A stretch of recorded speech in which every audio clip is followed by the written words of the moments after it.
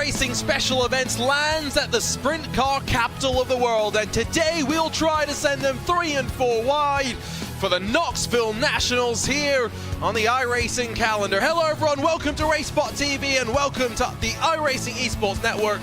My name is Arjuna Kankipati, joined alongside by Dane Baird as we get set to go racing. Dane, the last time we were out in action, we were in the Ardennes for something very different, but the second half of the special event sees us really dive into the diversity that iRacing has to offer.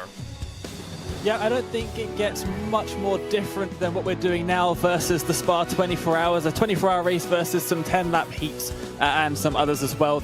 I mean, yeah, Knoxville, it is so different. It's dirty, and it's going to be a lot of fun. It is going to be incredible, I think, to make our way through what is the alphabet soup, through plenty of racing here today. 60 drivers enter. The previous 5 days have all built up through plenty of Knoxville Nationals through the splits. We've taken the 60 best drivers who have registered in points and picked them to enter today's super session. There's just 8 degrees of banking here at the Knoxville Raceway, and we'll have no track resets once we go racing. The real-life race has been run since 1961, but we've only been racing the last couple of years. 2 different winners, and it's looking like we'll have a 3rd different winner potentially on our hands. Here's a look, though, at the format. A alphabet soup, as mentioned. It all starts in qualifying, which is just about to get underway. The drivers get the track to themselves, and then the field split into the 6 10-lap heats. The top 3 in each of those advance to the feature before we make our way in towards the first of the alphabet soups. Top 4 from there work their way on through. We saw drivers able to do that in the real world, but Dane, it's very difficult here on the sim. Yeah, the gaps between all of our drivers, they've been working all week to get to this event in the first place, and the gaps between them, they are going to be very small, and it is not a lot of time to make your way through either 10 laps in the E-main, and then it goes up by 2 for each consecutive main event, up until our feature, which is 35, of course, a little bit longer there, and we'll see the caution come out as well. But yeah, those shorter E-main races, D-main, etc., they are going to be very hectic, and to make your way through even a couple of those is going to be very tough. You say maybe we'll see a caution. I say expect to see the cautions. Plenty of those throughout the course, and incidents, of course, as well over the course of the night. Qualifying just getting underway right now, 3 minutes, and the drivers sure to blast around the Knoxville Raceway pretty quickly to get themselves all set for that qualifying session. Can see the sprint cars working their way around. I've had the opportunity this past month of May, Dane, to see the 410 non-wing machines rip around, and I've got to say the feeling of dirt being chucked up into the air is something to experience for everybody. Yeah, they don't really do that too much from where I'm from. I have to join you over stateside and see if I can get into some of that myself, but yeah, they are incredible. Just watching them rip around the dirt, and yeah, they do quite a spectacle. And so we're going to see the evolution of the track and therefore evolution of the setup. Everyone has an open setup with which to build. And so qualifying gets its first minute complete and already the lap time's thrown on in. But no one really out there just yet in terms of the top drivers that we'd expect. There's Tim Ryan just about to roll off of pit lane. Aiden Beerline, the number 2 machine in the session, which is numbering determined by iRating, means that with 7,734, second highest iRating, it's on the 2nd lap where he's expecting to punch in something quick. First lap sees him only down in 38th. Yeah, be hoping to improve on the 2nd lap as coming through they go, and it is good enough for 2nd, not quite good enough to top power at the top. And it's going to see potentially opportunities for others to slide their way on forward. We have 47 drivers currently with times on the board. Here's Ryan Vella in the 49 machine. He will find himself 700ths of an improvement, only finds himself 2 spots out on track. Here's Tim Ryan, former iRacing World Championship winner, and the Australian making a special appearance for us here on the dirt. Coming through now, keeping it relatively straight there up towards the Lionel Go. currently 50th, slows down, and that is good enough for pole position so far with 30 seconds left by a very small margin. It is by just 23 thousandths of a second. Not many drivers still have opportunities to improve. There's Jeff Drake in the number 7. He'll be up into 28th, and of course with the snake split start, every position you get in qualifying is also a better starting spot potentially in your representative heat. I think that's going to be times done and dusted. Look at the margin between the top 2 and then those behind, Dane. Yep, a little bit of separation there, about a tenth and a half back from Matthew Powell and Aidan Berline. But yeah, Tim Ryan up the top, smallest of margins between first and second place, and I feel like we'll be seeing small margins throughout the rest of this day as well. Of course, it will start with the 6 10-lap heats before we'll make our way into the alphabet soup. The first batch of drivers getting ready to rumble. Let's run you down through the starting grid for heat number 1, where Tim Ryan was fastest in qualifying. He'll lead us to the green alongside Kenny Hoffman in the number 11. Connor Darnell and then Bradley Cox 3rd and 4th, with Dylan Shreves and then Jared Pettit 5th and 6th positions. 10 cars, of course, in each heat. Andrew Clark, Logan Mann on the 4th row with Ryan Vella and then Logan Hartman through the top 10 as they get ready to go here for the first of the heat races. The track has, as mentioned, been reset just before we went racing in the qualifying session, and from here it's only going to get slicker, and that's where the dirt evolution comes into play, and those that can make the most of the evolving conditions will be able to succeed. Of course, dirt relatively recent in the history of iRacing. It's coming up to the 15th anniversary of the iRacing servers going live. Do not forget to head to iRacing.com, where new memberships are 40% off. And if you're around on the 26th of August, the 15th anniversary of the servers going live, some anniversary credits may end up in your account. Expectations then, Dane, as we get ready to go for the first time tonight.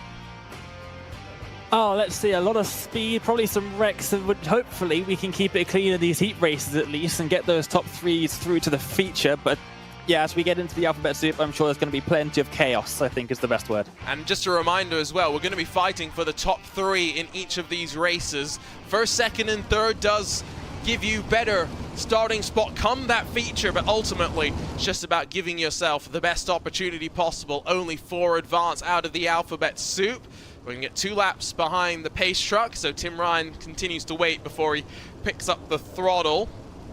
I'm going to ask Dane, any predictions as to who's going to come out on top? Well, it's got to be the pole sitter, hasn't it? There was a bit of a big gap in qualifying to those drivers further behind, especially since we're looking at sort of 7th place and back. So I think you've got to go for the driver on the inside, but we'll see. Anything is possible, especially with these starts. They can get very hectic very quickly.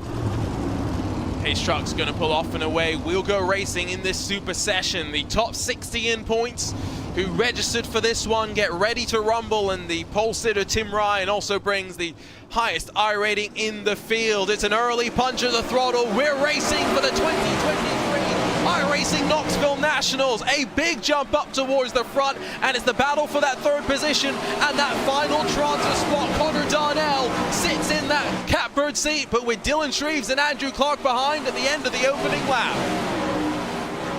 They're 3 wide further back. That's not really what they want to be doing. They want to be getting themselves up towards that 3rd spot. 4th, 5th, and 6th all side by side a few corners ago, but they get themselves into single file, and we'll see what they can work from here. Inside of the top 3, no changes, but Bradley Cox down 2, Andrew Clark +2. You can see the 29 of Shreves now starting to look like the pressure starting to build. A bit of contact as they all work on that inner line, and it's going to build 3 wide almost once again. 10 backing out for a second there, but Dylan Shreves getting hung out to dry on the outside. Andrew Clark up into 4th. Still not really costing each other too much time. Connor Darnell still very much in the window. The 10 almost up against the berm, but now side by side down the back straightaway. Bradley Cox is up to 4th. Up to 4th, and D is still the 8th, hot on his tail, and they got to start trying to catch up because we're already on lap 6. It'll be lap 7 very quickly. There's only a couple of laps left to try and get up into that top 3. Yeah, these races fly on by, especially with the lap times being down in that 14-second bracket. We have had no incidents to start this one off, though, and we're not seeing a fight for that third and final transfer spot. Instead, it's drivers fighting effectively for grid positions in the alphabet soup. Yep, and obviously the higher up you finish in your heat race, the higher up the alphabet soup you're going to end up. So that's what they're aiming for here, is to try and get up into that fourth spot. If they can't make it to third, fourth is obviously the next best option. Just a couple of laps now to run. We ride on board with Andrew Clark as he looks inside of Bradley Clark's attempted slide job, but with the track not necessarily evolved just yet. It's as we come to the white flag that Tim Ryan still leads.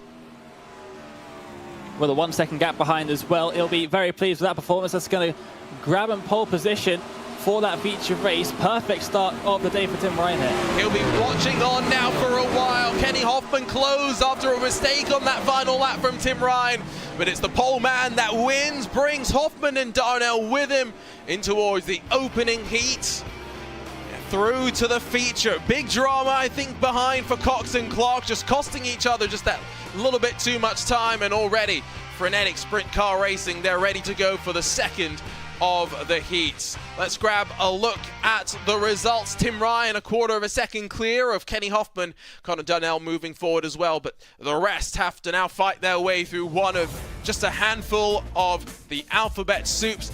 Let's run you down through how they'll line up, though, for the second of the heat races tonight. Matthew Power was just within 300ths of the pole. He'll line up on the front row alongside with Blake Giglio, and then Mike Snyder and Lachlan Rogers are on the second row. Zach Hoddle and then Andrew Stables are on the third row of the grid, while Dustin Sargent, Tyler Schoen, and then Tara Wheeler and then David Lance make up the rest of the second heat of the night. They're already rolling off and away. That is the nature of fast, frenetic sprint car racing. What have we learned from the opening heat, though, of the night, Dane? Well, it looked like passing was definitely very simple to do. We saw that with the battle for 5th and 6th, but some of the cars maybe not getting close enough to make that happen, and obviously mistake is very easy in this format of racing, so don't keep your eye off of the drivers slightly behind, because they can close up real quick. Of course, qualifying relatively important for a race like this, because if you start towards the back of the heat, you've got plenty of work to do. Also note the sun's continuing to set, Dane, which means we talk about the dirt conditions evolving. It will also change as the amount of sun it receives continues to shift. And that's something that like asphalt drivers across the service will understand as well. Something that we all understand is the sun position, very important when you're racing, the temperature of the surface that you're driving on, but the dirt guys have to worry about maybe just a couple more factors as well. But we see the pace truck is going to head down onto pit road, and we'll get this second heat underway. Let's not forget how much these drivers have been having to adapt themselves, especially given the significant changes to the dirt in the recent couple of months.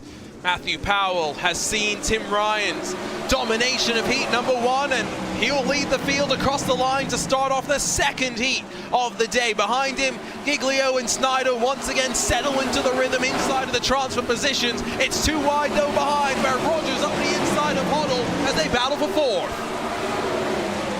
Once again, side by side, a little bit further back. Similar story to heat number 1 as the 31 gets all sorts of loose and heads up the racetrack.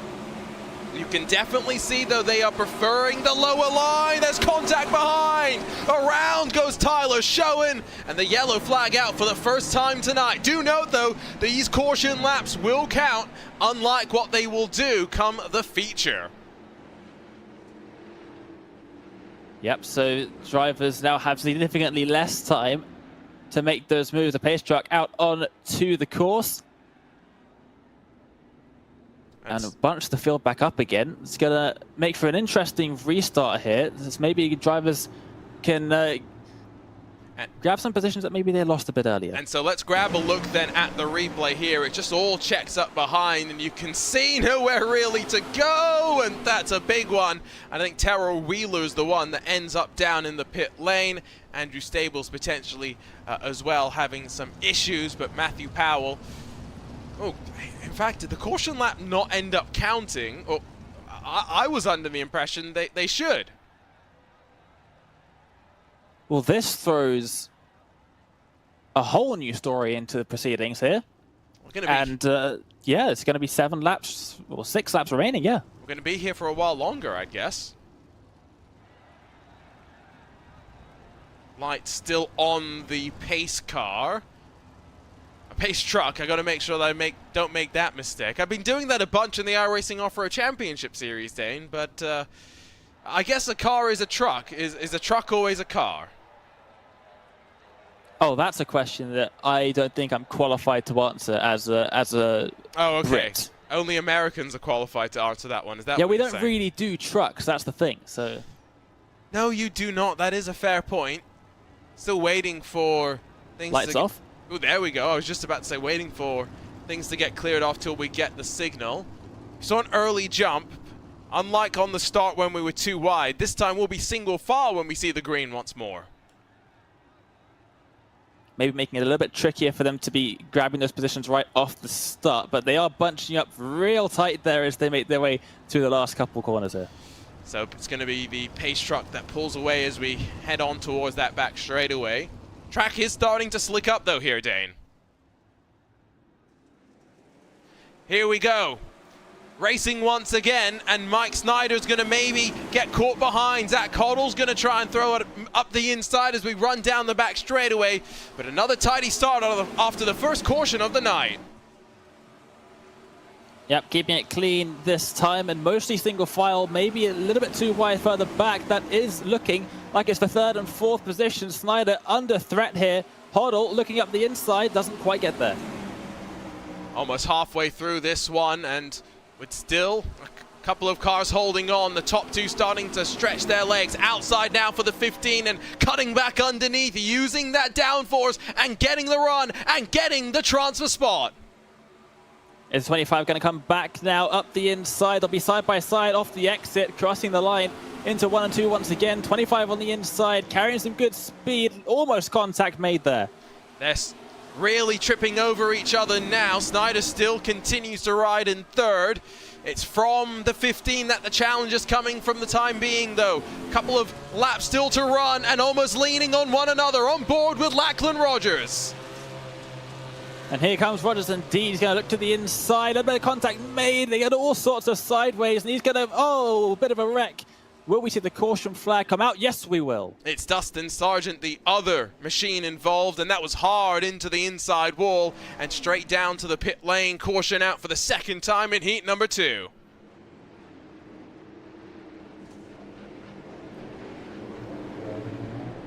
And so after this one comes in and amidst the squabble to make the way in towards the feature race. Here's a look at what happened down below, and it's just a bit hayward on entry, and that cost them on exit.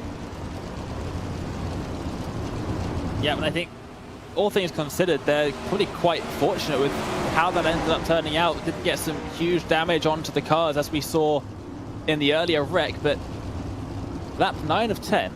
We'll get back going again, lap 10 of 10. Are we going to get a 1-lap shootout here? It will be in effect, and so I think realistically, as long as Mike Snyder gets a decent jump on the start, there shouldn't be too much change here as we get ready to go for a restart. Lights are still on the pace truck, though. And this has definitely been a little bit more physical than that first heat was. Yeah, they kept it really clean in the first heat. I was quite impressed, but the second heat, they're getting the elbows out, that's for sure. And yeah, a little bit of contact can cause quite a spectacular wreck in these things, and they're running around at the absolute limit, or slightly beyond the limit of traction. When they wreck big. Yeah, fortunately we haven't seen too many big wrecks so far. It does look, though, with the leader having dominated so far through 2 heats, that we might be in for a similar sort of story to what we saw in the 62nd running of the Knoxville Nationals just this past weekend, where we might see a driver lead every single lap on their way to winning this one. Pace truck still has those, I was going to say lights on, but lights are off. I think we're getting ready to go once more. Yep, single file once again for the restarts. We'll see how they get on with a 1-lap shootout. That 12 is going to get away any second now. Yeah, for Matthew Powell, after leading the opening 9 laps, surely wants to make his life as easy as possible. Line up alongside Tim Ryan. Pressure put on from behind though, to the line with a 1-lap shootout. Giglio and Snyder will slide up the track and try and hold their momentum. Ultimately, they don't want to trip over one another. It is going to be Powell, Giglio and Snyder that slide their way out of the final corner and wrap up spots in the main event and join 3 other drivers in watching on from the sidelines. They do have quite a while to wait as well in these earlier heats. They've got all the rest of the heat races and then also the alphabet soup still before they end up back on track with the feature. It's definitely something to consider, especially given that they will be relying on their sense of the track evolution once they get into the warm-up only moments before we go racing. Here's a look at those results after that final 1-lap shootout. 2 cautions in that second heat, but no change inside of the top 3. Plenty of drivers that we would still expect to fight their way potentially through the alphabet soup. Here's the lineup for heat number 3, where Aiden Beerline is going to be definitely one to watch in the field. Tanner Miller alongside on the opening row with Chad Bernier, who's picked on the iRacing Esports Network to be one to watch, rolling alongside Clayton Davies. Nikolai Polyakov and then Ashton Miller will share row 3, while rolling from 7th, Matthew Dellock and then Michael Gibbers. It's Riley Moore, Daniel Moore on the final row of the grid. Riley Moore not taking to the starting grid, it would seem, but the rest of the cars are rolling off and away. A little bit more physical, that last one, Dane. You can definitely tell drivers feeling the urgency as we work through those 3 laps, rather 3 positions that work on forward. Yep, very small margins for error here, and back to the 2x2 for the restarts. We'll see how they get on in heat number 3. Are we going to see more cautions come out? About to find out. You see the sun continues to set. We mentioned the conditions. They're pretty cool. Those are the temperatures for Dane to be able to read. But if you want to be able to read them in America, 71 degrees in the track, not necessarily a number to pay an eye on. It's the winds and the air temperature to take a look at, Dane. Yep, these numbers mean absolutely nothing to me. I'm not going to pretend. But yeah, 81, that's what I'm going to go for a wild guess here. Is that like 23? We saw it just before. It was 27. I didn't see it in time. Wow, Dane not even paying attention. Away we're going to go, though, Aiden Beerline in what is a very colorful 410 winged machine in control of the field with Tanner Miller alongside. Heat number 3 underway, and Chad Bernier going to be under pressure from Clayton Davies for that 3rd transfer spot through the opening corner, up and under, and here comes the number 3 down the back straightaway. Yep, up the inside. That's the quickest we've seen a move for 3rd place start, and already looking very nice indeed. They're side by side, a little bit further back for 5th position, but switch for the lead. Yeah, fighting towards the front for the first time. Beerline regains the point, but with Tanner Miller putting on a bit of pressure. Ashton Miller's going to lose a bit of ground, almost slid up into the wall, but plenty of fighting as the track continues to evolve. Beerline rips the high line. A little bit of a touch of the wall, cuts the nose off the 28, and now through final couple of corners they go to start lap number 4. It's where the fighting is in the mid-pack. Polyakov gets shoved wide. It's going to be Dellock and potentially Riley Moore that slide on through. Chad Bernier now has to get the wheels on because the margin up to the top 3 is starting to grow. Yeah, it certainly is. We saw the battle happening right up at the start. Spread out ever so slightly. The 2 up the top still very close together, and now as we watch these 4th and 5th place drivers, they got to get a move on. Very few laps in this race. Absolutely. Bernier now getting involved in a fight with Michael Gibberson, and that gap just building and building between 3rd and 4th. Clayton Davies looking more and more comfortable. It's almost half a straight between 3rd and 4th positions. Yeah, more similar to what we were seeing in heat number 1. It's now a battle between 4th and 5th to see who's going to get the better grid position in that alphabet soup. So they're even battling further back behind as well. All of the positions do matter in these heat races. We are starting to see, though, the evolution. Drivers have gone from the bottom to the top, and from here it's only going to get more and more slick. How you move that wing about could potentially give you a bit of drive as well. Giberson's tried to work on the back of Davies, but that margin has not come down as we trickle down into those final couple of laps. It all happened so quickly. You look at the cars going side by side for a few corners, you look back up and suddenly 5 laps have passed as the white flag's been shown. And it is Aiden Beerline who has been able to fend off Tanner Miller. Yes, they were going back and forth for the very first time today, but as the checkered flag flies from Barney, Heat 3 goes the way of Beerline. Tanner Miller, Clayton Davies going to advance as well. But Michael Giberson, Chad Bernier, and then the rest will be having to go through these last chance qualifiers that we know can be very, very physical. Grab a look at the results and the margins after a caution-free heat number 3. Delightful to be able to see that. You can see that the top 2 were 1 second clear of Davies, then 1.5 back to Giberson after the pass on Bernier. Giberson at least gets the best possible starting spot come what will be the final of the Alphabet Soup races.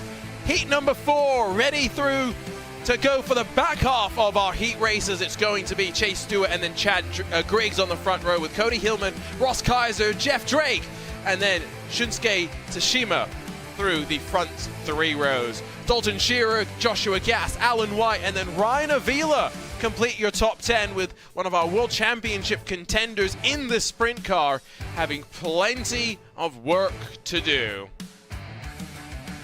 Once again stacked up behind that pace truck. Already 9 drivers have punched their way on forward, and now 3 more get ready to watch. I'm wondering what we're going to see from Avila in terms of being able to work on forward from the back. Are they on the grid? I don't know if I saw them pop up just before the pace car, pace truck even made its way out. You may be right. No Ryan Avila as we pull off and away. So a 9-car heat then makes maybe slightly easier for the drivers to get into the top 3, statistically speaking. Realistically speaking, it doesn't. Well, I guess it was always a driver that was going to be trying to work from the very back of the field. Chase Stewart, Chad Griggs have an even better chance. For those on the inside, they now have to watch out. We've seen the pole position driver in each heat be able to get a good jump, but as the track evolves and slicks on up, the outside going to get increasingly strong through turn number 1. Yep, and that's something that drivers will be paying attention to all night long as we go through all these heats, and the track will continue to evolve and drivers will be making those adjustments. And so we get ready to go. The pace truck going to get ready to pull off and away once again. This time the field going to be left in the hands of Chase Stewart's number 13. 10 more laps on the board, 3 more spots in the feature, and already some contact behind. Jeff Drake tried to get onto the throttle early and ran into the back of Cody Hillman. It means an opportunity for Ross Kaiser to move up to 3rd, and already a spot in the feature is swapped around on the opening lap. Yep, they're getting all sorts of physical further back, but up in the front, single file for now. But here's where it starts to get interesting with the 14 pressuring that 9 into the second lap of this race.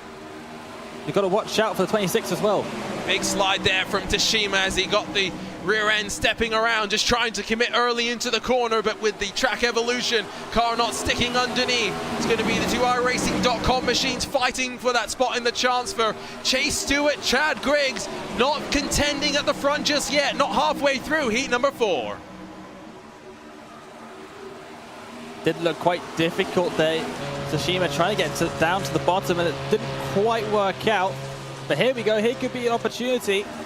Getting a drive off the corner, but not working out just yet. It's going to be 5 laps complete next time by, and there are, 6 car lengths between 2nd and 3rd spot. Griggs and Stewart look comfortable. Kaiser's going to have to feel that nerves from behind. Tashima's looking the most willing to go for it, though. Not sure you can get a 2-for-1 slide. Yeah, not with how the track is looking at the moment. Definitely getting some good exit speed, but not being able to carry it all the way out of the corner. Still, it's Ross Kaiser running almost a middle line right now. This is the first time that we've really seen that. but it's definitely more defensive than anything else. Up towards the front, pressure being applied, and Chase Stewart sees the move from Chad Griggs, a swap around at the point. Side by side once again. Is that going to give Hillman a little bit of hope that this move is going to be possible for that third position? They swap around back and forth once again up at the top. It is going to be a fight for what is going to be the fourth starting spot. Who's going to be the most physical? Griggs closed the inside, but as the white flag gets ready to drop, it's Griggs still in the lead.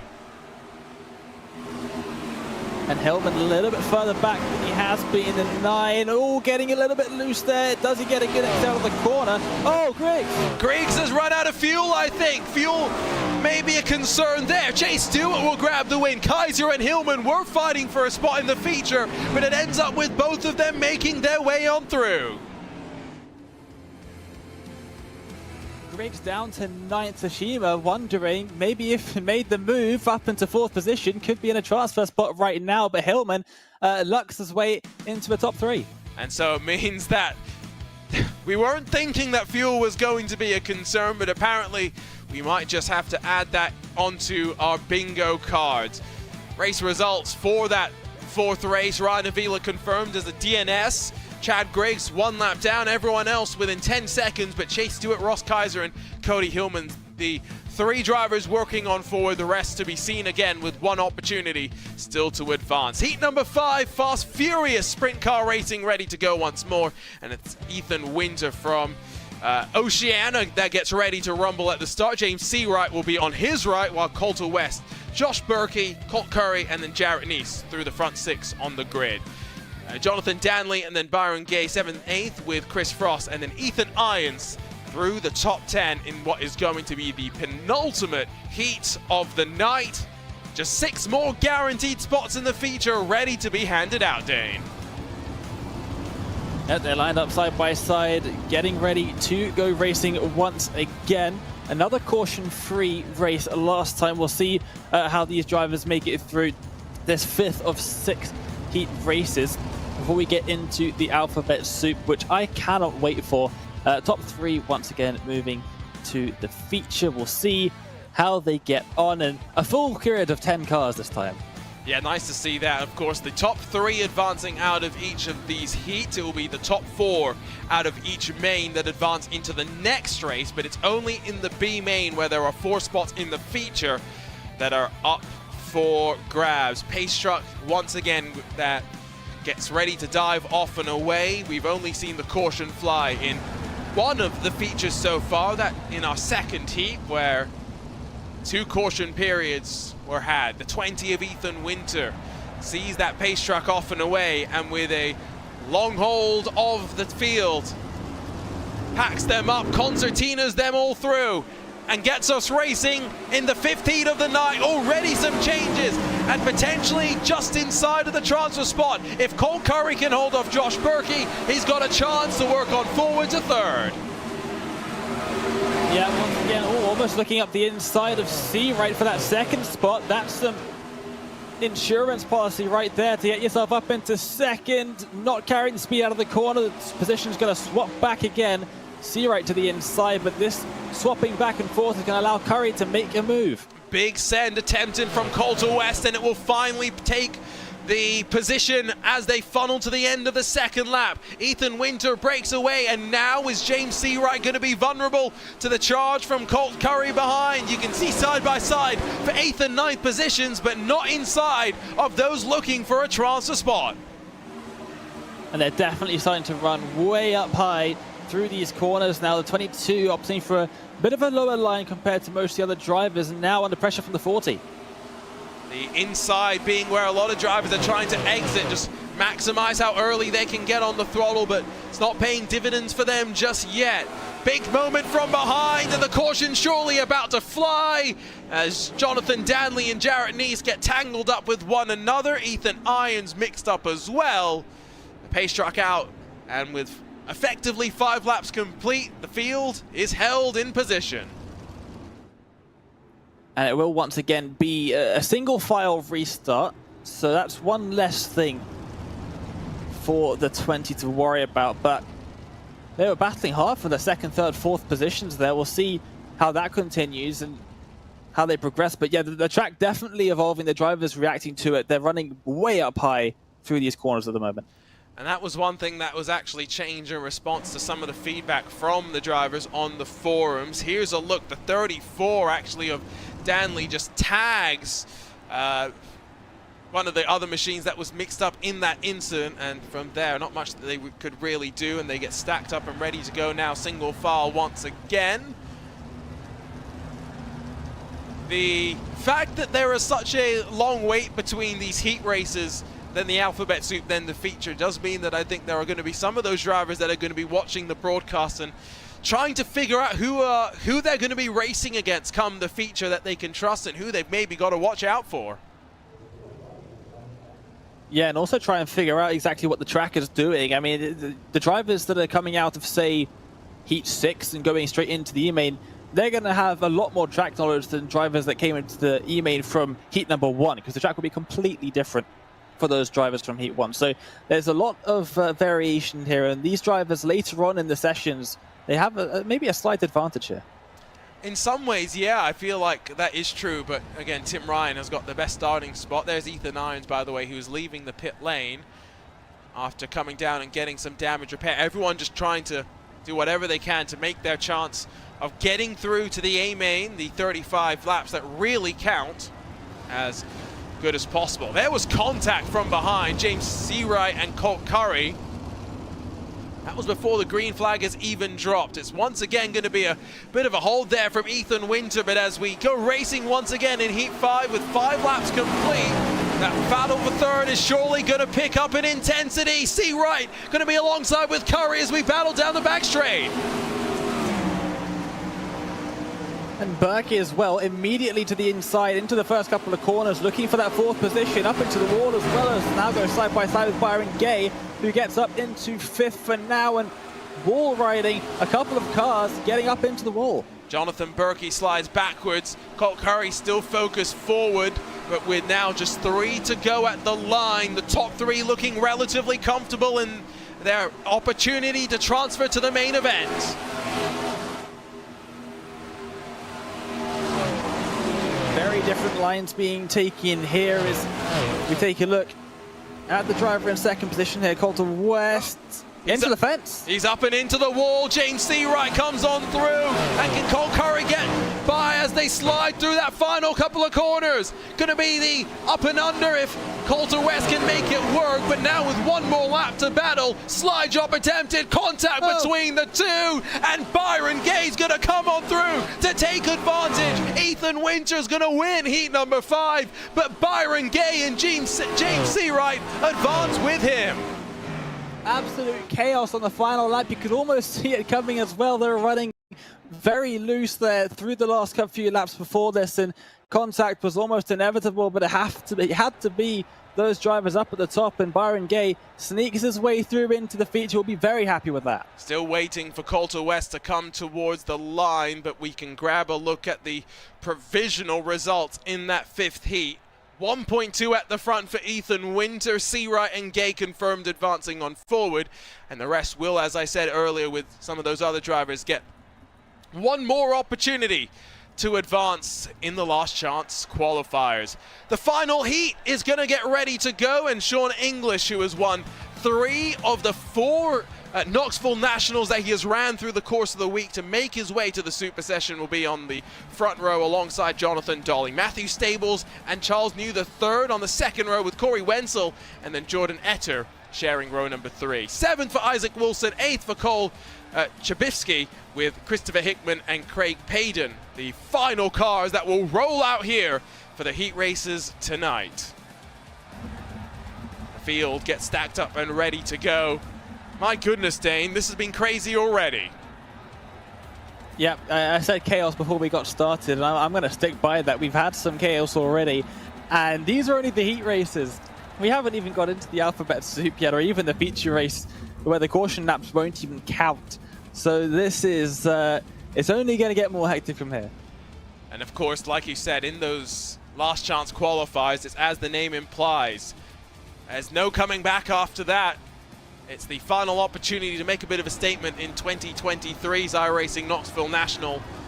It's all going to be all then about focusing back around for 2024 or one of the future special events that we've got coming up. Mentioned for Sean Inglis, by the way, attempted 4 Knoxville Nationals through the course of the week. Won 3 of them. Those are some pretty good numbers there. It's going to give you a little bit of confidence heading into this one, especially, and starting right there up at the front end of things and hoping to get that feature locked in. And then anything can happen. Anything can happen indeed.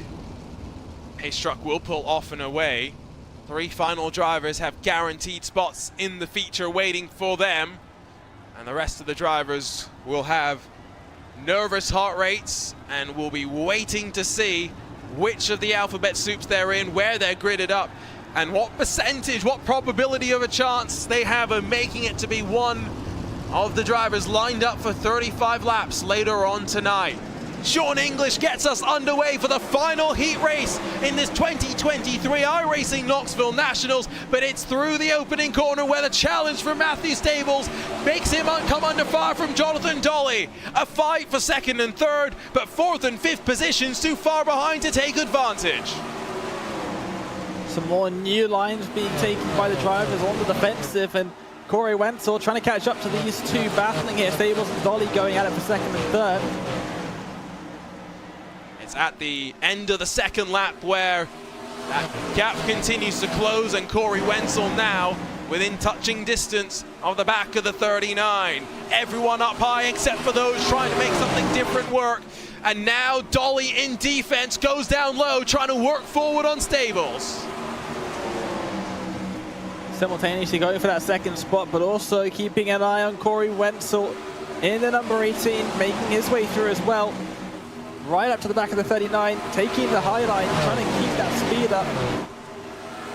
Not quite working out just yet, but still a little bit of time in this one. You can see them digging the right rear into the cushion on the outside and trying to get a bit more purchase off the corner. Wenzel with a great run, and now underneath the 39. It's going to be a little bit too much, though, to really slide on through. Dolly holds firm. Look at Sean English break away, though, as the battle continues to rumble behind him. Yeah, couldn't quite get the traction on the exit. Wenzel now is going to try a different approach. Trying to keep the speed. Oh, into the wall. Matthew Stables hits the wall, but it's going to be stable for him. Still working, though, on 3rd is Corey Wenzel. And now as they run their way into turn 3, slide job will be attempted. Gets up in front, tries to close the door, does so successfully for now. Gets up into 3rd, but the slide job from the 39 straight back and into each other and into the fence they go. And missing the wing now is Corey Wenzel. Charles New makes more contact, and that's going to put the, well, wing reappears magically. It's going to put the 18 back into the path of the oncoming traffic, but with a potentially still damaged car. The fight for 3rd now sees Isaac Wilson in the prime spot, but with 3 wide, more contact off the corner. I'm surprised we haven't seen a caution come out just yet, but the 55 seems to be doing pretty well with things. Now we look at the 37, final lap to try and get something done and up into the feature.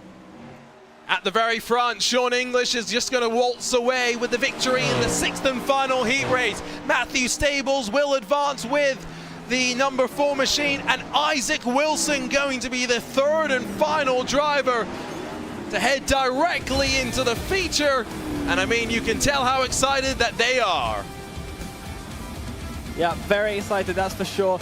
Absolute chaos in that final heat race. I mean, what went on there? I'm surprised we didn't get a caution. There were cars going all over the place. Cars going everywhere. Let's grab a look at those results, and then we will make our way into the first of the alphabet soup, into the first of the last chance qualifiers.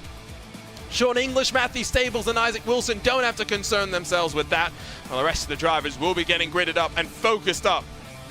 It is the E-Main with which we can first look. Jonathan Dolly, Logan Mann, Dustin Sargent, Ashton Mealer, Chad Griggs, and Coulter West. Plenty of those drivers have already shown just how rapid that they are, but only the top 4 will advance, and we've got extra machines to add into the mix. Charles New, Logan Hartman, Terrell Wheeler, Daniel Moore, Ryan Avila, Jarrett Neese, and then potentially as well Christopher Hickman to make up what might be a 13-car field. think realistically it's going to be a little bit smaller than that as the lights continue to be more required, the sun continues to set, and now the stakes get ratcheted up even more. Yeah, we've got 12 cars taking the green flag once again. Only the 10 laps here in the E-main, and we will see which of the top 4 drivers are making it through only to the D-main. And then they do the whole thing over again, and potentially again. They have a long road to try and make it to the feature. If you are just joining us, let's just reiterate how this is going to play out with our race format. The laps do increase from the E-main through the B-main, but it is only 4 drivers from the B-main that advance to the feature. Everyone else we will be saying goodbye to, Dane. Yep, so we have a lot of drivers to work through, a lot of spots to make themselves qualify for the next race, but if drivers from this E-main want to make it to the feature, they have a lot of racing to do yet. We'll see how many of these drivers have a chance. They will line up at the back of the next consolation race, and in each race the job just gets harder and harder. The drivers get quicker and quicker. These drivers have a lot of work on their hands. The alphabet soup gets ready to be boiled up. Jonathan Dolly in control of the 12 that get ready to battle for just 4 spots in the next stage of the alphabet soup. Bit of a wiggle on the second row, and already a slide and a change. Dustin Sargent up to 2nd, and Logan Mann's going to be down to 6th and outside of the transfer spots. Immediately pushed out of the way and pushed all the way back down to 8th position now. So Mann from the top 4, no longer in those transfer spots to the D-main, and they're still side by side further up for 5th. It's absolute chaos here. They're going 2 wide, 2 rows back. So Chad Griggs currently sits in that 4th transfer spot, we'll call it, but it's really the final spot in the D-main. It's Griggs that gets in front of Mealer, and whoa, with almost contact then to Coulter West. You got to be careful here, going on the offense while you're also defending at the same time. Battle for the lead though, potentially brewing. Yep, there's cars absolutely everywhere, and here goes Sargent for the lead up, sliding up the racetrack, and just about gets it done. No, sticks in 2nd for now, but almost contact made. Well, the 24. There comes Mealer with the inside line. Definitely not the preferred groove. It will get him past initially Dustin Sargent, and a big slide job for the lead. Dolly cuts back underneath, but as we run our way down the back straightaway, it's still the 39 that's at the point. Incredible stuff there. It's a wonder that they kept out of the fence. As I say that, a little bit of a touch to the wall for Mealer, who drops down now to 3rd position, still side by side for 2nd. Dolly gets a breather for a second. Oh, and they were 3 wide, I think, for 5th position, but crucially not for 4th, which is, of course, where Coulter West sits, and relatively comfortably right now, you'd have to say as well. Halfway through this E-main, every race after this, 2 more laps get thrown onto the board. Well, a lot of drivers will be very happy with half a second gap to the car behind them, especially with only 4 laps to go in this race. Lap 7 of 10, the 24 back down to the bottom. We'll see how it works out for Mealer. Riding on board with Sargent. On board with Dustin Sargent as the slide job from Mealer sees him go from 4th to 1st. Opportunity for Sargent to slide on forward as well. Dolly down to 3rd. Incredible stuff from the drivers, and Dolly gets pushed all the way back, and now under pressure from Coulter West. With a couple of laps left, those 2 might be fighting over 3rd. It is just this one final trip around Knoxville, up to the very outside. Dustin Sargent runs himself into the cushion. Dolly was trying to cover off a move from Coulter West, and they will bang wheels on the very final lap of the race. Ashton Mealer was the most aggressive of them all. There's going to be a change for 4th, and Charles New's going to grab the final transfer spot. There was chaos in the background. I think I saw 3 cars making contact. It all got very busy there for 4th position. Well, Ashton Mealer does indeed grab the victory there. Let's quickly take a look at those results and confirm that Charles New advances on forward as well. Big drama then at the end of the D-main when we knew the tempers may end up flaring. Already getting gridded up though for the next phase of the race, where 12 laps, another 4 spots But now more drivers shuffled into the mix. It's Nikolai Polyakov and Alan White on the front row, with Jonathan Danley and then Corey Wenzel behind them, Jared Pettit, and then David Lance share row number 3. Riley Moore, Joshua Gass, Colt Curry, Ashton Mealer, Dustin Sargent, Coulter West, and then Charles New as we get into those drivers that work their way on forward.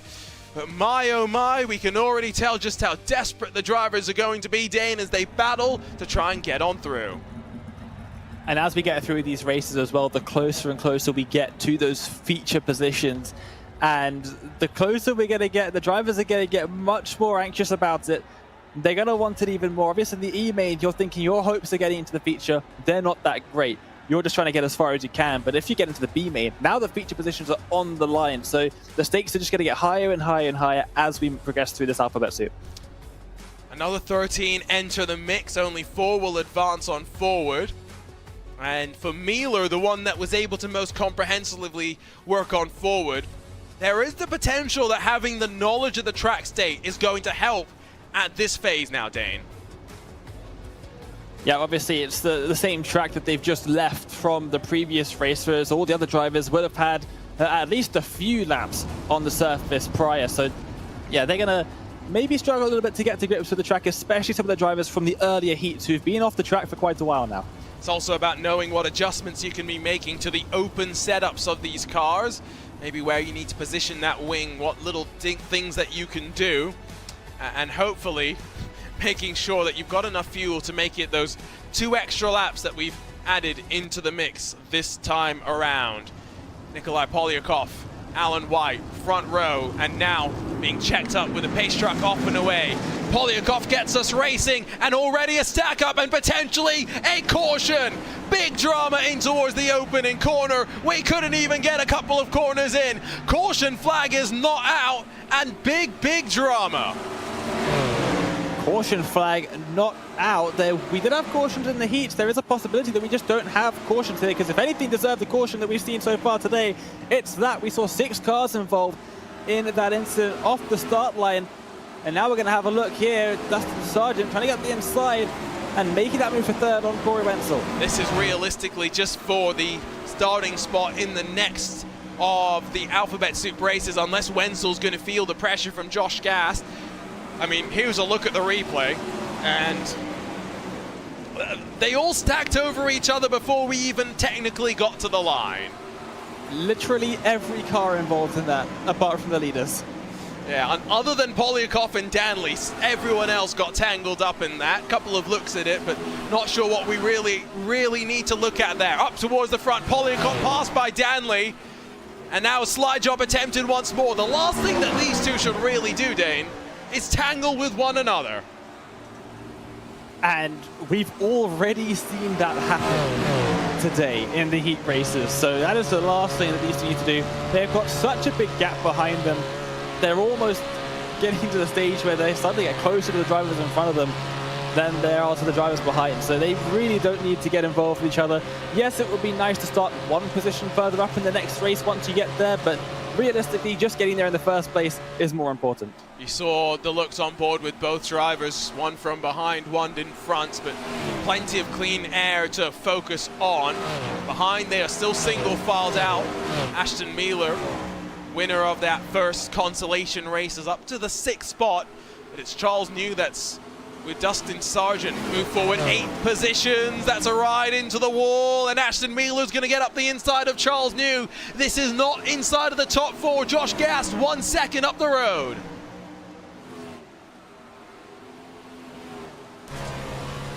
Back to the inside. Charles New and Ashton Mealer continue to fight, continue to juke, but all the while bleeding time to the 47 in front.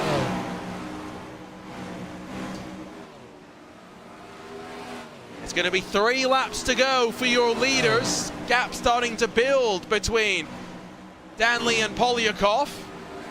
We've got Dustin Sargent still comfortably sitting in 3rd. Mealer and New, as they continue to fight Dane, have got just a couple of laps to figure this out and to close up the road. Yeah, they don't have a massive gap to the driver ahead that they're looking at in that 4th position of Josh Gass, but they need to sort themselves out here first. And up into the fence again to 24, and that's going to allow Charles New the 3rd back up into that 5th position and now can fully focus on catching the front car in front. Doesn't work as well as Ross Chastain showed. There's the white flag ready to become a checkered. Jonathan Danley victorious in the D main. Polyakov, Sargent and Gas, the rest of the top 4 for Charles New and Ashton Miller, see their day come to an end.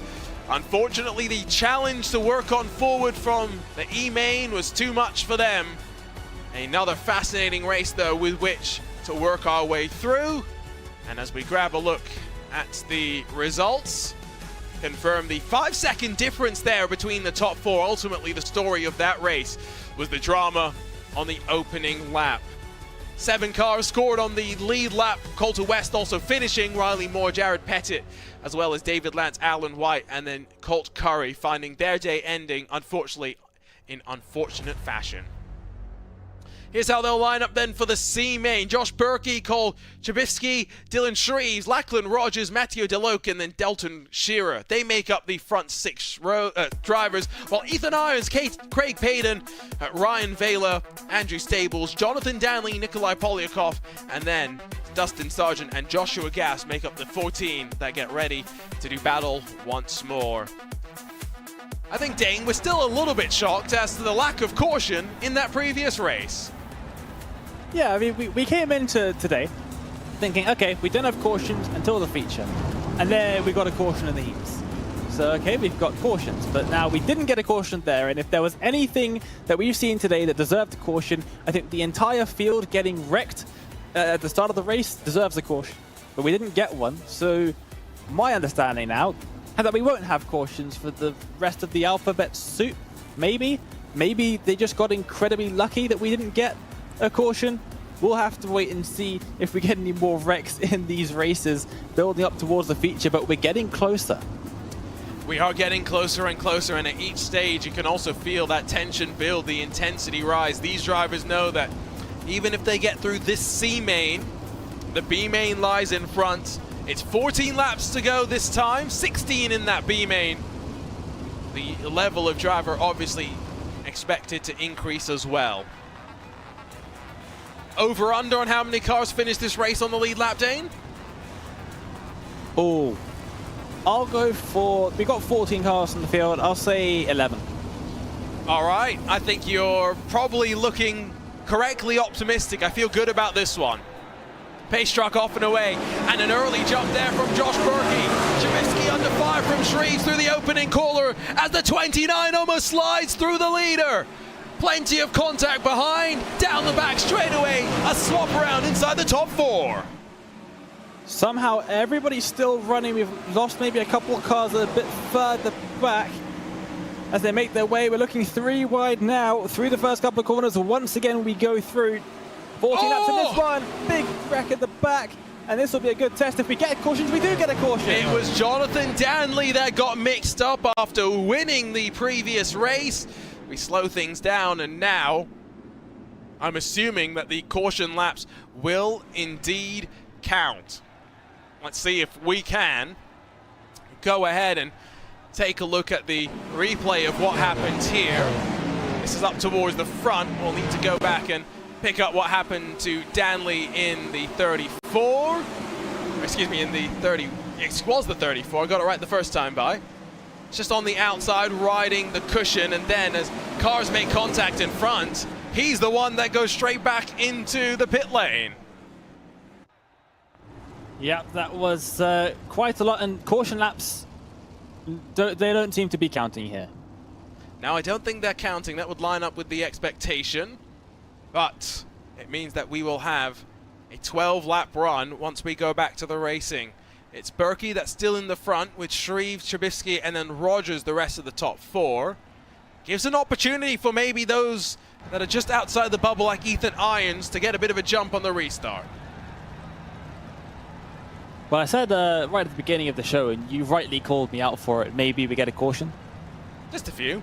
Just a few. See how it goes in the feature. That's where we're expecting to have a few more. The lights are still on the pace truck. Line continues to be up at the very highest point on the cushion. It's all about who's got the most confidence to try and make a low line work in terms of a slide job, and who's going to be the most aggressive. Lights are off, we're ready to go racing once more. 12 laps here, 16 laps in the B main, and then just a couple of minutes will separate us from going racing for the 35 laps to decide the 2023 iRacing Knoxville Nationals champ. We're not 2x2, we are single file through the field. It's still Berkey that's in control, but now with Shreve, not Chapivsky, directly behind. They're all stacked up and ready to go, and there's contact for third position. Chapivsky's going to lose out, down to 6, 3 wide, down through turn 1. And that's horrible, but there is still plenty of time left in this race, still going backward down to 8th position now. We've seen that a couple of times already, but now we take a look to see what's happening a bit further back, further forwards, I should say, around this cutoff for the top 4. Ethan Irons throws a slide job on Lachlan Rogers, who had already thrown a slider on Dustin Sargent. Plenty of fighting going on here, but it's as Berkey and Shreves run away at the front.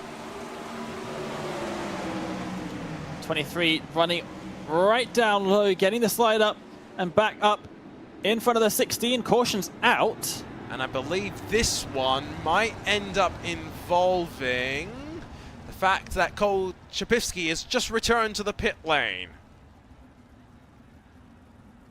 See if we can dial up a replay here and figure out exactly what this one was for. And it's as the car comes through the corner, just ends up with some contact, once in the wall, twice in the wall, and that's all she wrote. And that's not a very happy looking sprint car. Neither is that one. That's Polyakov. There's a couple down on that pit lane. That's not what we like to see. I can't say it's not what we expected perhaps to see. Now definitely I think what we did expect that we might see, but it means that we just got effectively a 2-lap run. We'll still have 10 laps to go this time by. Do kind of feel that for Berkey and Shreves, they're relatively close on speed. Not expecting them to force the issue too much. It's behind where, I don't know. I'm expecting there to be plenty of drama. Lovely aerial shots here of Knoxville, producing some fantastic racing for us so far. Let's see if we can get more than 2 laps green in this C main. We'll see. We will see indeed. You can see Shreves continuing just to try and set things up as we get closer and closer to the green flag dropping. The truck has its lights off. It will get ready to pull off towards the left. And with 2 cautions already in this penultimate round of the last chance qualifiers, 4 drivers know they've still got 16 laps to survive after this race is in the books. Once again, it's a good jump at the front. Dylan Shreves under fire from Lachlan Rogers as we cycle in towards turn number 1. Ethan Irons still comfortably in that 4th position as the top 4 look comfortable down the back straight. They do look pretty comfortable. Stables trying to catch up that gap, but not quite able to make anything happen. Dropping back now half a second back to this top 4 as they make their way through. Much less chaotic start to things here at the second restart. And we have got another 2 laps effectively complete now, but it is with a swap around behind. Gassed in front of Stables, around the outside, the long way for the purple machine, and it's going to be enough to momentarily have 5th position once again. But you can see that if you're brave, if you're willing, you can make different things work. Doesn't mean you're going to have an easy job to get on through. That's one of the things that you got to love about dirt racing, is that such different lines can produce such different results. Oh, into the back of the 31, and that was Dustin Sargent. Now potentially having some problems there. Also, Ethan Irons getting to the fence. And the yellow flag drops once more. And I think it's because of Andrew Stables having a moment there. But 3rd caution means we slow things down again. And Benny, the pace car driver, whizzes out once and away to meet the field out on track. The pace truck driver has done more laps than some of the drivers on the field so far. Yeah, that's true. There's not many laps even if you do make it to the feature. Let's say you complete just 2 laps in qualifying, then 10 laps in your heat, you're at 12 there. Add in 35 with caution laps not counting in the feature. It's not many laps out there for you to race. Well, yes, but you could also end up doing a heat race and ending up going to the E-main and making it all the way to the feature. Then you do quite a few laps. That is the maximum number of laps that you could get. What would that even be? It would be what? 10? Well, you don't want to hear me do all the math by myself, but I figure that's just under 100 laps or so.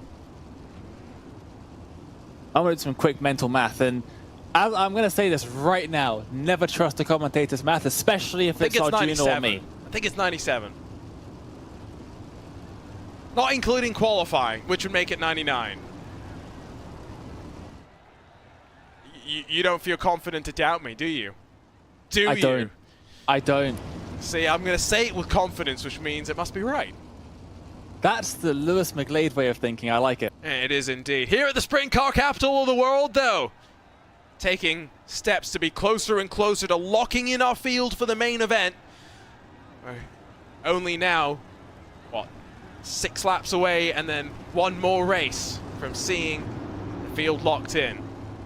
Still Berkey, Shreves, Rogers and Irons in that order at the front, but it's increasingly been a long hold from the 22, and once again Berkey waits before he stamps on the loud pedal and gets us racing. Shreves, Rogers and Irons looking comfortable, but Dustin Sargent trying to get up to the top 4. 47 up the inside, trying to make that low line work. I'm not sure if it's going to be able to make that stick. Is Sargent up into the top 4 for now?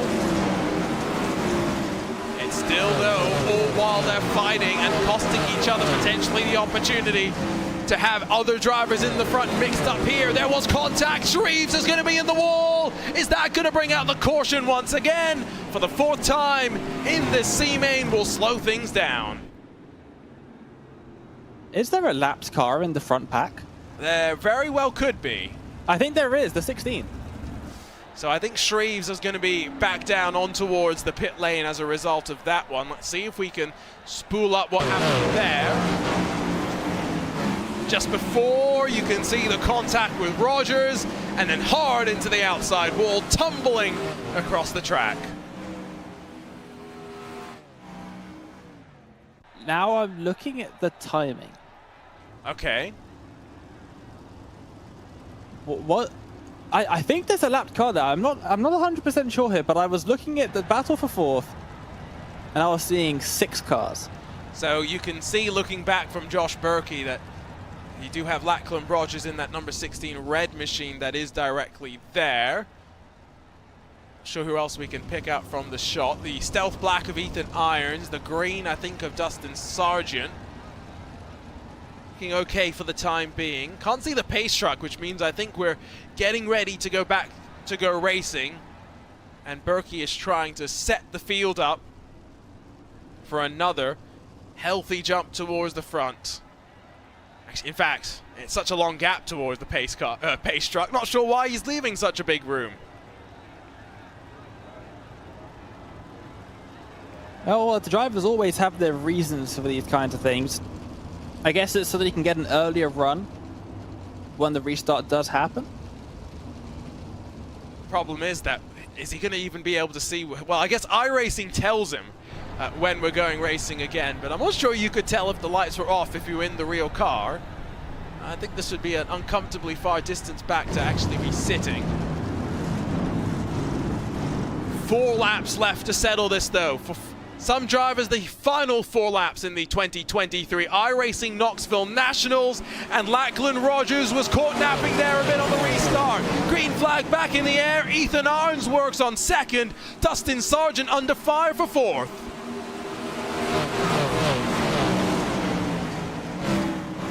Making their way through now. Joshua Gast up the inside. Making that work for now, but a contact. There is going to be more contact surely on exit. They give each other room, but it's as here comes Stables trying to take advantage and peek up the inside. They'll have 2 laps with which to figure this out, and the top 2 breaking away, 5 for 3rd behind. Still side by side here inside that top 4. Stables just about has it. Stables up into 3rd. And it's going to get the 2-for-1 slide job special as we head on to the penultimate lap, rather final lap of the race. White flag in hand. Dustin Sargent and Josh Gass fighting for the final spot in the B main. Outside line for the 31, and that should be enough to secure that position. Big drama there. It was a fight all the way to the line. Josh Berkey, Ethan Irons, Andrew Stables, and Dustin Sargent have one final breath left to give.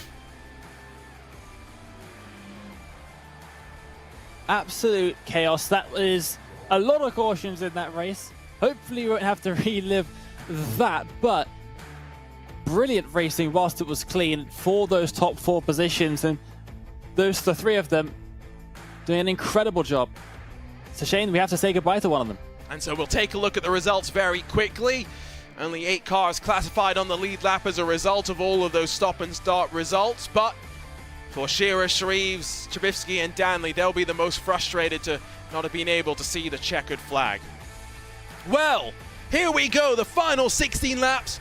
4 more drivers to lock themselves into the field. It'll be Bradley Cox and then Zach Hodel on the front row with Michael Giberson, Shunsuke Tashima, Chris Frost and then Jordan Etter through your front 6 drivers. Andrew Clark, Tyler Schoen, Chad Bernier, Jeff Drake, Josh Berkey, and then Andrew Stables through your top 12 before Dustin Sargent and Joshua Gass are at the very back of the field. Let's not forget that they do, of course, have the fact that some of these drivers have been waiting for quite a while to go racing. That they have, and especially as we make our way into this B main. There's drivers in here from right at the beginning of the day.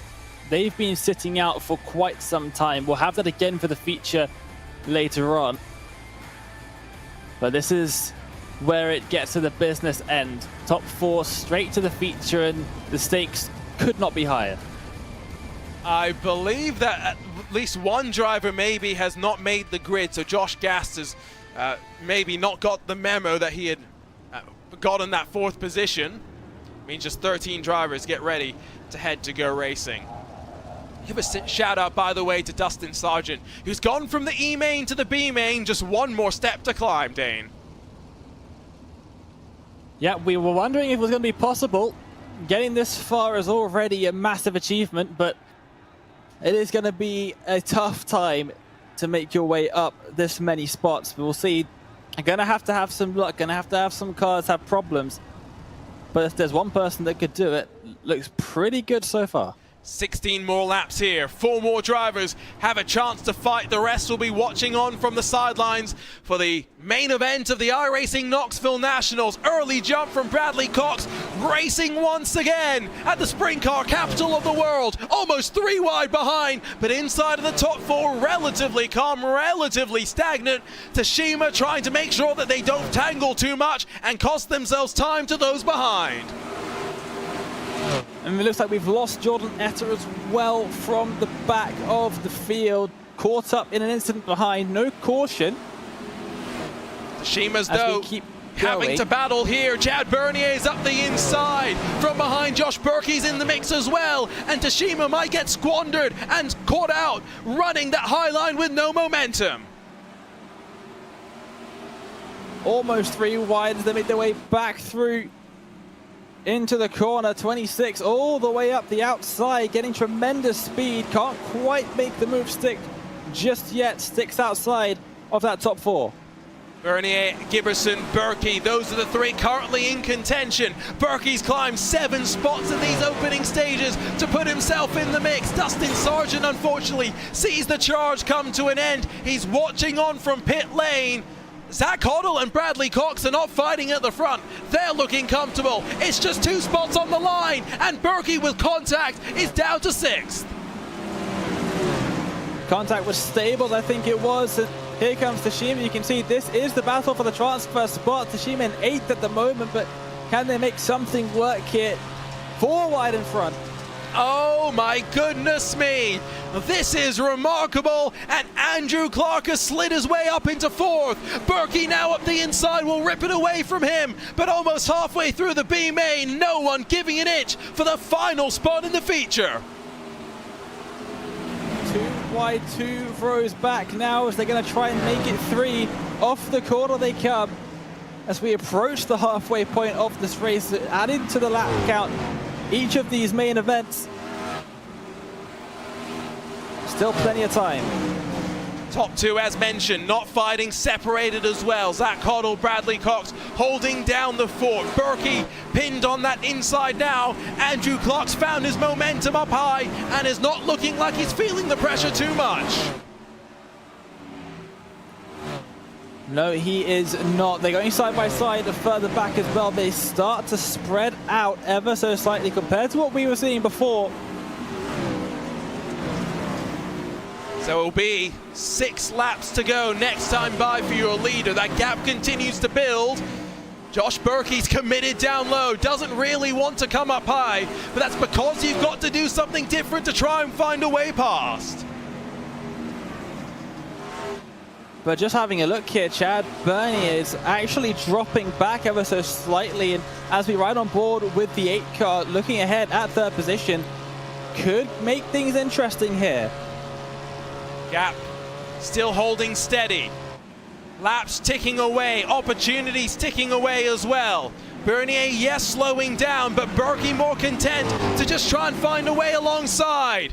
4 laps to go, and the top 3, I would say, steady. Andrew Stables, Tashima, they're costing each other too much time.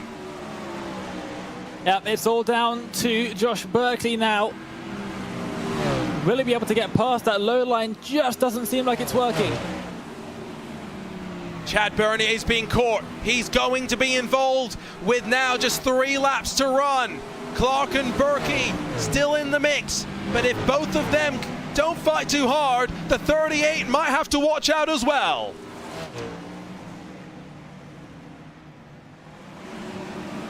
Through they go. They're still side by side, only a couple of laps to go, and Clark just about holding on for now. Only a 10th separating them. Only a 10th between them, but now with just 1 final lap, and Berkey's going to have to get desperate. It comes down to this: 1 lap, 1 final spot in the feature. Are we going to see a slide job?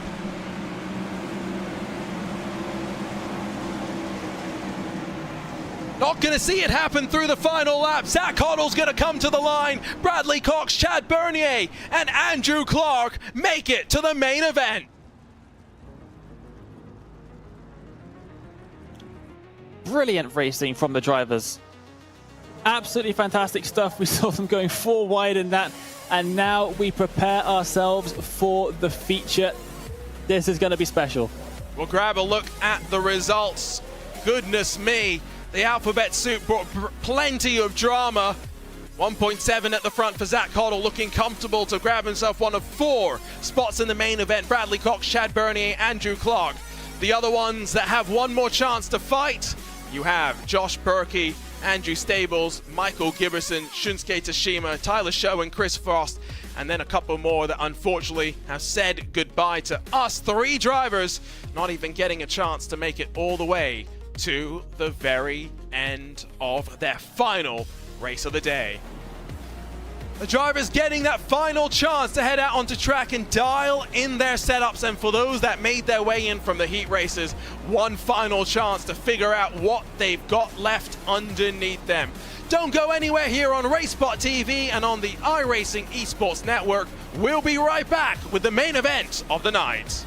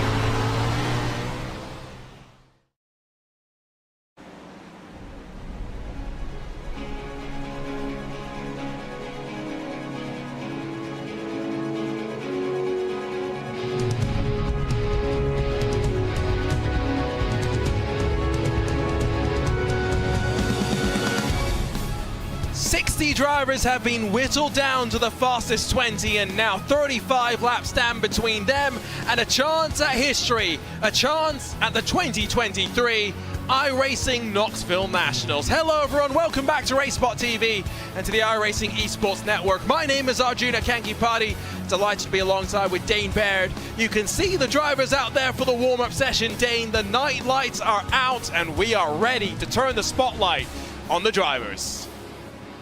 Yeah, it will be the biggest field that we've had all day. Plenty of racing already, but it all comes down to this, the longest race that we will have and the most important one. Who will be taking the ground tonight? It's about time to find out. Still about 60 odd seconds before they get their final orders to head down to the starting line on the pit lane before they'll fire the engines and head out for the 2 formation laps. Don't forget that the iRacing special events are really about the diversity that iRacing has to offer. There's a little bit of everything, a little bit of something for everybody.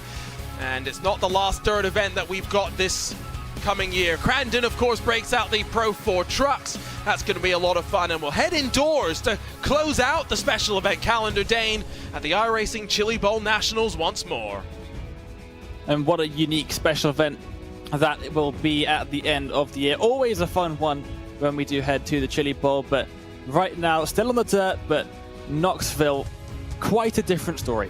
Very different story, that is for sure. Let's not forget Tyler Shell, Gunnar Harris, our previous special champions here, or at least special session winners on the broadcast. The field size of 60, picked from the top 60 in points that registered for the Super Session, all making their way for their chance to fight at the sprint car capital of the world. If you're just joining us, you've missed the alphabet soup, you've missed the last chance qualifiers, but it's a chance for us to remind you that caution laps will not count when we head into the feature. Drivers have got to take that into account to make sure they've got enough fuel in the tank to run themselves through the course of the entirety of the race.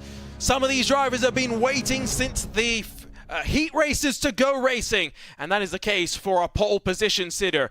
Tim Ryan put it on pole when the pressure was on in qualifying, but as we're ready to crown our 2023 iRacing Knoxville's national champ, let's run you down through today's starting grid. And the iRacing world champion in the USAC days, Tim Ryan, will bring us to the green alongside Matthew Powell, while Aidan Burline and then Chase Stewart are on the second row of the grid. Ethan Winter and then Sean English will share the third row, while inside of the fourth row, Kenny Hoffman is alongside with Blake Giglio. Tanner Miller and then Ross Kaiser complete the top 10 for James C. Wright. Matthew Stables, 11th and 12th, are inside of the top 12. Connor Darnell and Mike Snyder behind them on the 7th row of the grid. Clayton Davies, Cody Hillman, Byron Gay, and then Isaac Wilson. That's the drivers that made their way in directly from the heat before Zach Hodel, Bradley Cox, Chad Bernier, and Andrew Clark, those that decided not to make their life easy, made their way through the alphabet soup. Already off and rolling for the pace laps. Dane, a last chance for a prediction of who comes out on top. Well, I think there's only one person that I can really go for. The performance in qualifying was fantastic. The performance in the heat was spectacular. And of course, being a world champion, Tim Ryan's got my bet, but some very quick drivers just behind, and I'm sure they're going to give him a good run for his money. There's of course no track reset between the warm-up or even before the warm-up. It is worn. That is one thing that Tim Ryan maybe will be experiencing for the first time in a while. The warm-up will have helped, but it's definitely still something that the adjustments will have to be made. Open setup means that all these drivers will hopefully have the cars dialed in to their exact specifications, and they will understand what they need to do from here. For the third year in a row, we are ready to go from the sprint car capital of the world. We are 2 by 2, 11 rows deep. 22 cars were ready to fight for 35 laps in the 2023 iRacing Knoxville Nationals. It's Tim Ryan that gets us going, and Aidan Burline jumps into second spot. It's a really poor start from the driver, starting in second position. Powell not getting away well at all. Burline getting up into second position. Sean English trying to follow him in that inside line, working well for the time being. You can see the fireworks going off as we get this race underway, but the fireworks are very much now up on that outside line where the field is concentrated. Almost 3 wide for 5th position, but Tim Ryan looking comfortable at the front. Very comfortable lead, over half a second now between him and Bearline behind. English up into 3rd position proper, as well as so we may have had a little bit of contact further back, maybe with Tanner Miller, who's dropped back a couple of positions now. Isaac Wilson is down on the pit lane and getting some assistance. Fireworks continue to go off as we get ready to rumble to the end of lap 4. Tim Ryan not exactly waltzing away from the field by any means, but it's as they continue to have to battle behind. Miller's down low, Beerline as well, pinched down on the inside. Sean English, is up 4 positions and hunting down the Australian. Yeah, a brilliant first opening 5 laps for Sean English, and now with a bit of a gap behind as well. Powell to the outside and getting up in front of Beerline as well. Will that hold out of the corner? Yes, it will. And here comes the 13 of Chase Stewart as well. These drivers are very much mixing it up in these early stages. Beerline, one of the few drivers committed down low, and it will be to his detriment. Tanner Miller pinches him, and Tanner Miller goes to 4th. Brilliant move there from Miller, but it's not the top 4 that he's got to worry about now. It's purely trying to get up to the front, and right now that belongs to Tim Ryan with over half a second, still looking quite comfortable up there. Sean English has not been able to make inroads, at least significantly. It's still holding steady at the very front of the field as they fight their way, and with sliders being thrown, the 9 of Ross Kaiser now slides in front of Chase Stewart as well as Aidan Beerline, but that's a fight now for 6th spot. Interesting to see the drivers, so many drivers taking completely different lines from each other. A little bit of a touch to the wall there for the 9 of Ross Kaiser. A couple more, he's into the wall and he's into the fence, and cars going by. They all get away with it though. Still no caution inside of these opening 10 laps. There's Sean English. Again, 3 out of 4 wins this past week in the daily attempts at the Knoxville Nationals. It will give him plenty of opportunities to understand how this track evolves at the front with clean air. Switching up the lines each time he goes around the course. Trying to see what's working and what's not working. Trying to catch up to Tim Ryan, who's currently holding that gap. Has actually extended by a couple of tenths last time by. It looks like it's... The leaders are very much breaking away, but it's as they just continue to fight like madmen in the mid-pack.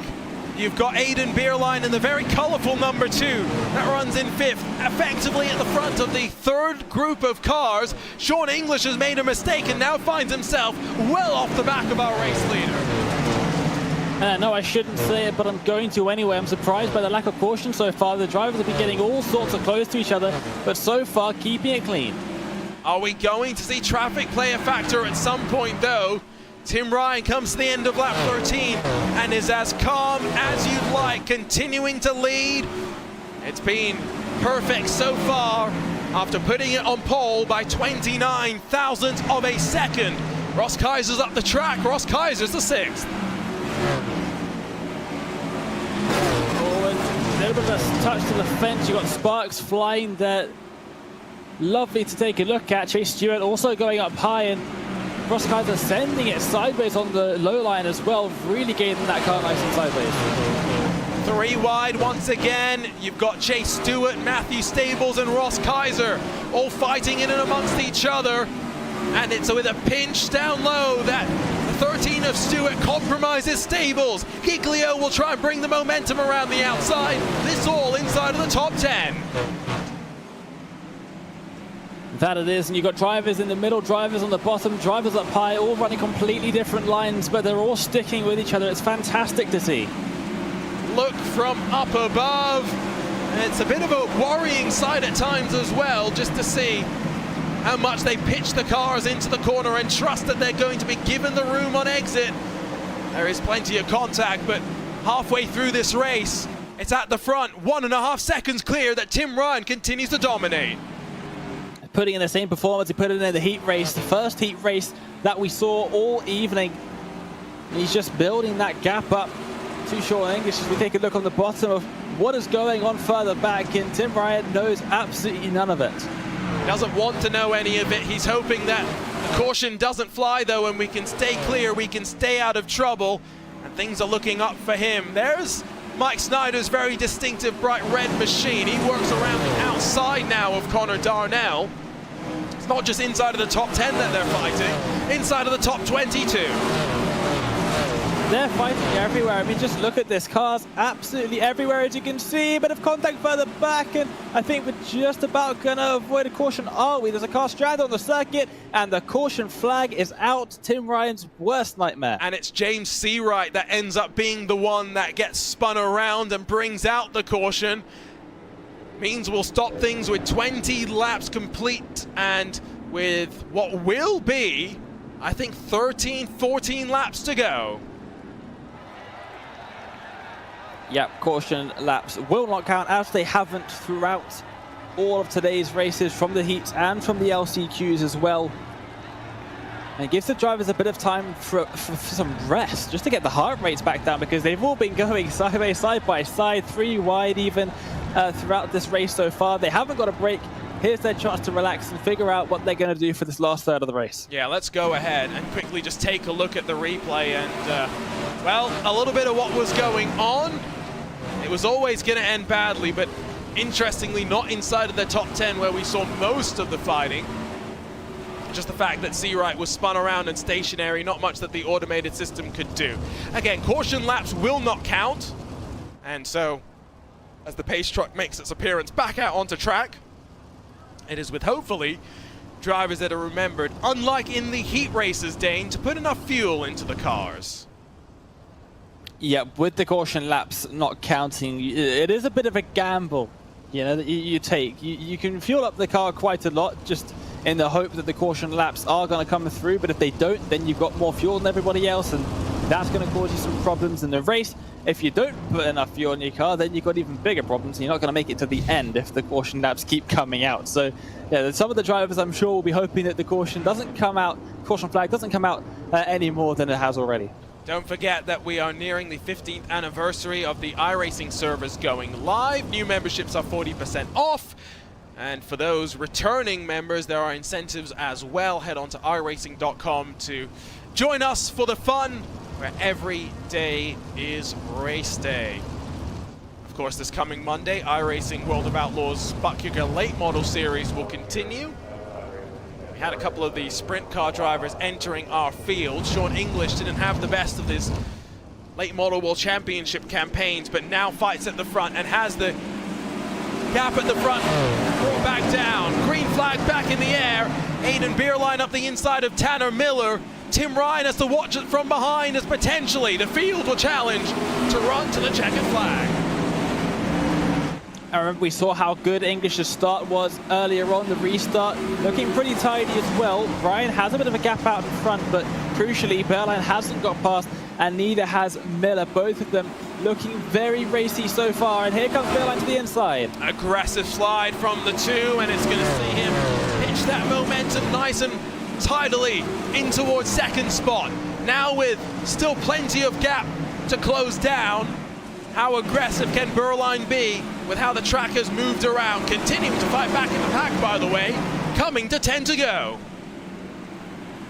Of course, they are the pack, single file, very briefly, and straight back into the two-wide action that we've been seeing all race long. Hopefully, we get to the remaining 10 laps of this race completely green and no more drama, but they're making a brilliant show for us out there today. Yeah, they're definitely not disappointing us. And up towards the front, just keep an eye on the fact that Aiden Beerline is making a challenge on Tim Ryan. Slide job, but the Australian back underneath as they rumble down the back straightaway. Now, English has fallen back in that third position. They're going to swap positions once again, both on the circuit and on the timing tower. Beerline back up into the lead, and now Tim Ryan forced to follow up on that high line. Sean English watching along. It's the first time today that we have a challenge for Tim Ryan, and it comes at a pivotal time with the laps ticking away, the time ticking down as well. Lap times under 17 seconds, let's not forget. We've got about 2 minutes of racing, 2 minutes for Tim Ryan to get back towards the front. And the pressure is on as well. This is the first time that Tim Ryan hasn't been in the lead of any of the sessions so far we've had this evening. So Tim Ryan now in a bit of unfamiliar territory right now. And 7/10 is the gap. Aiden Berline looking very good. They are fighting for now 4th position. Stables, Davies, Miller, Winter, Powell. Plenty of drivers that have shown speed, but none showing the late turn that we're seeing out of Berline up towards the front. Stables down low. Stables is in 4th. And ripping it around the high line there was Miller, and trying to make that work. Didn't quite get there in time, but now up the inside of Davies, and these three swap positions back and forth all over again. Within 5 to go. A caution now would surely put the pressure back on to those at the front. Tim Ryan is slipping backwards into the clutches of Sean English. Davies up wide, just out of the catch fencing. This fight for 4th getting closer. It is indeed, and Berline looking very good up at the front, assuming there is no more cautions to be had. Definitely up in front, 1.7 seconds, the gap flying out there in front, but this battle further back still side by side, and looks like there's no stopping this train of fighting. They're going to be going to the end. It realistically seems as though for Aiden Berline, it's only a caution that would deprive him of the victory here. It might be inside of the top 5 where that happens. Davies still up high, Stables down low, and with momentarily the position in his favor. We're coming towards the final lap of the race though, and the margin at the front, 2.5 full seconds. Crosses the line, there's the white flag, which means no caution will stop him now, but now there's some lap traffic through the first couple corners he goes. Sean English gets past Tim Ryan with a slide job through the opening corner, but 3 different winners in 3 different years. Aiden Berline comes out on top in the 2023 iRacing Knoxville Nationals. Tim Ryan able to hold off Sean English at the end. Clayton Davies comes across the line in 4th. The fireworks go off, and a firework of a night here at the Knoxville Raceway. Absolutely brilliant stuff from all the drivers out there, all 60 of them from all the races that we have seen. And the feature race, absolutely no different. 3 wide, 4 wide, cars going everywhere, and it was brilliant to watch. Going to be some donuts being done surely by our race winner. Aiden Berline brings so much World Championship top level experience to the field. The number 2 machine indicates the 2nd highest I rating as well, and did not disappoint, did not under-deliver on the promise here today. A look at the results. Aiden Berline, the first driver to challenge Tim Ryan tonight, and he did so at the very end when there was little time for Ryan to respond. The margin grew to 3.2. Fantastic drive in those closing stages. Sean English will grab the final spot on the podium, while Clayton Davies, Ethan Winter, Matthew Stables, Tanner Miller, Blake Giglio, Bradley Cox and Kenny Hoffman make up the rest of the top 10. 11th for Chase Stewart, 12th for Matthew Powell, 13th for Connor Darnell, while Cody Hillman, Ross Kaiser, Byron Gay, Andrew Clark, Zach Cottle, Mike Snyder and James Seawright finish in the top 20. Not on the lead lap for Chad Bernier or for Isaac Wilson. Well, Dane, another iRacing Knoxville Nationals in the books, and this one maybe with less cautions than I think we both anticipated, but with no less drama than anyone could have hoped for. Yeah, brilliant racing in the feature race, in all of our races. I said it earlier, and I'll say it again. It was fantastic racing from everybody, all 60 drivers that made it into this super session. But I'm going to have to get myself into some more dirt oval racing. I haven't done as much of it as I would have liked. I haven't watched as much as I would have liked. So I'm definitely, after this, they've convinced me. I need to get more into it. I like the sound of that. Next time we go racing, though, in the iRacing special events, it's not dirt racing at all. It's back to the tarmac, but not to go endurance racing. Instead, we'll go to the Bristol 500 as part of the NASCAR iRacing series that follows the NASCAR Cup Series around the schedule. A week of action, a week of full-length racing, and you can watch it live on RaceSpotTV and the iRacing Esports Network. That's still a long way away, but let's not forget that the special event calendar, Dane, still has so long left to go. Yep, we've got Bristol, as you said, then the Bathurst 1000. That's one of my personal favorite events, taking the V8 supercars up and down the mountain. It is something that no other car and track combination can provide. Petit Le Mans rounding off the VCO Grand Slam events, 10 hours at Road Atlanta. And then we've got a lot of racing come October, November time at the end of the season as well. There's still a long way to go, though, before we close things out. Let's not forget so much more action here live on the iRacing Esports Network. For now, though, it is time to bid you farewell. For everyone behind the scenes at RaceSpotTV, Dane Barrett alongside myself, Arjuna Kankipati, thank you so much for joining us here at the sprint car capital of the world. 3 different years, 3 different winners, but it's Aidan Burline that walks away the 2023 iRacing Knoxville Nationals champions. We'll see you next time here for the iRacing special events, but until then, so long and goodbye.